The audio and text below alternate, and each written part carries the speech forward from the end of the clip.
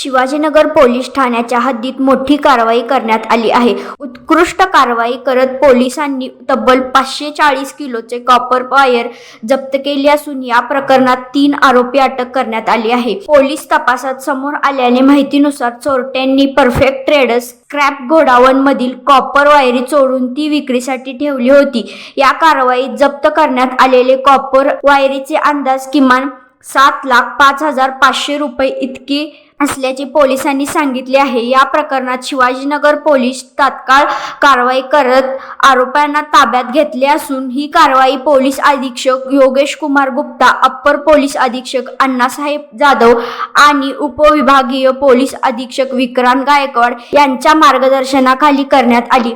तसेच पोलीस निरीक्षक शिवाजी गायकवाड आणि गुन्हे शोध पथकाने ही कारवाई बजावली आहे. अशाच ताज्या बातम्या पाहण्यासाठी ग्लोबल न्यूजला लाईक करा, शेअर करा, सबस्क्राईब करा.